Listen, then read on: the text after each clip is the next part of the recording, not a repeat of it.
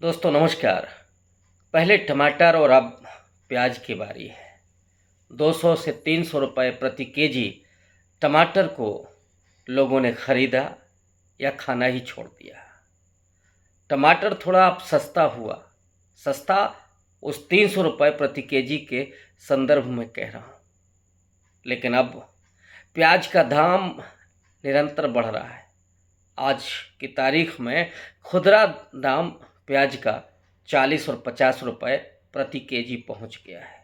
इधर खबर आ रही है कि नासिक जो प्याज की बड़ी मंडी है और महाराष्ट्र का वो इलाका जहां बड़े पैमाने पर प्याज पैदा होता है, वहां से निर्यात भी होता है।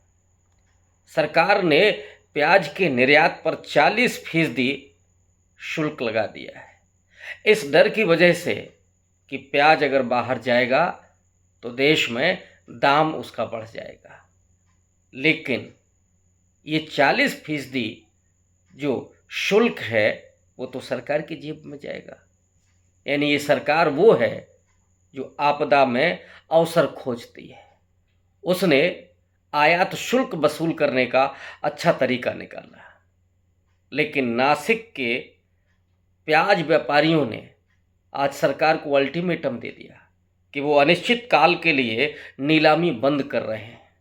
यानी अगर नीलामी रुक गई तो उसके दो परिणाम होंगे। पहला परिणाम तो ये कि प्याज जब मंडी तक नहीं पहुंचेगी तो किसान को उसकी उपज का दाम नहीं मिलेगा, औने पौने दाम भी नहीं मिलेगा। तो ऑब्वियस है कि उसे अपने प्याज को सड़क पर फेंकना होगा, नष्ट करना होगा। तो एक तो उसकी मुफलिसी और उसको कोई पैदावार का दाम नहीं मिलेगा, तो दूसरी तरफ जब प्याज मंडी में नहीं पहुंचेगा तो लोगों तक उसकी पहुंच कैसे होगी। वो दिल्ली, लखनऊ, इलाहाबाद और इंदौर कैसे पहुंचेगा। जाहिर तौर पर प्याज के दाम अभी और बढ़ने वाले हैं, ये आंसू रुलाने वाले हैं। लेकिन कल की खबर है कि सनी देओल जो भारतीय जनता पार्टी के सांसद हैं, उन पर 68 करोड़ रुपए का कर्ज था। बैंक ऑफ बड़ौदा ने नोटिस जारी किया कि उनके बंगले को नीलाम किया जाएगा, लेकिन दूसरे दिन ही उस नोटिस को वापस ले लिया गया। किसके दबाव में, ये हम जानते हैं। हम सब समझ सकते हैं कि भारतीय जनता पार्टी के सांसद के इस नोटिस को बैंक ऑफ बड़ौदा ने किसके दबाव में वापस लिया होगा। नीरव मोदी याद होगा ना, मेहुल चोकसी को भूले तो नहीं होंगे। और भी न जाने कितने लोग इस देश में कर्ज नहीं अदा करके भाग गए। जरा सोचिए कि ये कर्ज अगर किसी रामादीन या रामेश्वर ने लिया होता, गांव के किसी छोटे किसान ने लिया होता, ट्रैक्टर खरीदा होता या कोई और चीज़ खरीदी होती, तो क्या ऐसे ही उसका नोटिस वापस कर दिया जाता, उसके ट्रैक्टर की नीलामी नहीं होती। बल्कि होता ये है कि बैंक कर्मी किसान के घर जा कर के पहले तो उसके दरवाजे पर लिखते हैं और फिर उसका ट्रैक्टर उठा ले जाते हैं।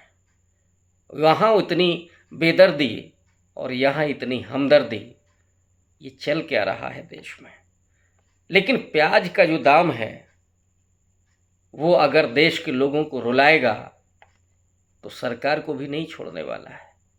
क्योंकि इस देश का इतिहास गवाह है कि एक नहीं बल्कि 3-3, 4-4 बार इस देश की सरकारें महंगे प्याज पर ही चली गईं। मैं शुरू कर रहा हूँ इंदिरा गांधी से। साल है 1980 का। आपातकाल के बाद 1977 में जब जनता पार्टी ने इंदिरा गांधी का सुपड़ा साफ किया था, वो चुनाव हार करके विपक्ष में बैठ गई थी। 1980 तक आते आते वो खिचड़ी सरकार गिर जाती है और उस समय महंगा हुआ था प्याज। इंदिरा गांधी ने अपने गले में प्याज की माला डाली और देश का भ्रमण किया। इस महंगाई के खिलाफ आवाज़ उठाई और जनता पार्टी उस चुनाव में पराजित हुई। निष्कर्ष यही निकाला गया कि प्याज के दाम के वजह से सरकार गिरी। इसके बाद दूसरा दौर आता है 1998 का। अटल बिहारी वाजपेयी प्रधानमंत्री थे। उनकी सरकार राजस्थान में थी, दिल्ली में भी सरकार थी। प्याज महंगा हो रहा था, रुला रहा था। अटल बिहारी वाजपेयी ने चुटकी लेते हुए पार्लियामेंट में कहा था कि जब जब कांग्रेस सत्ता में नहीं रहती तो प्याज परेशान करने लगता है। उनका इशारा ये था कि कांग्रेस पार्टी ये खेल करती है। आज अगर नासिक में व्यापारियों ने अनिश्चित काल के लिए प्याज की नीलामी पर रोक लगा दी है, वहाँ पर तो भाजपा की सरकार है, शिंदे मुख्यमंत्री हैं, वहाँ पर 2-2 डिप्टी सीएम हैं। और अगर महाराष्ट्र में सरकार कांग्रेस की होती तो निश्चित तौर पर यह आरोप लगता कि महंगे प्याज के पीछे कांग्रेस की अपनी चाल है। लेकिन ये आरोप जो अटल बिहारी वाजपेयी लगाते थे वो आज नरेंद्र मोदी नहीं लगा सकते। शीला दीक्षित की सरकार चली गई 2014 में दिल्ली की, और 1998 में राजस्थान की सरकार गई। दिल्ली में 3-3 मुख्यमंत्री बदले अटल बिहारी वाजपेयी ने, फिर भी सरकार गई, और खुद उनकी भी सरकार चली गई इसी महंगे प्याज के चलते। 2014 में शीला दीक्षित के अद्भुत काम करने के बावजूद दिल्ली में उनकी सरकार गिर गई महंगे प्याज पर, और वो महंगा प्याज अब फिर रुला रहा है। बीच में भी उसने रुलाया था, लेकिन वित्त मंत्री निर्मला ताई ने तो कहा था कि हम प्याज नहीं खाते, हमको प्याज से क्या लेना देना है, प्याज का दाम बढ़े या घटे। अभी तो और भक्त मंडली निकल करके आएगी, कुछ ऐसे बाबा निकल करके आएंगे जो कहेंगे कि प्याज तो अमुक पिशाच के मल से पैदा हुआ है, इसलिए उसे नहीं खाना चाहिए। कोई उसे मुगल काल से जोड़ करके उसमें भी मुसलमान ढूंढने लगेगा। लेकिन इससे क्या प्याज का दाम कम हो जाएगा?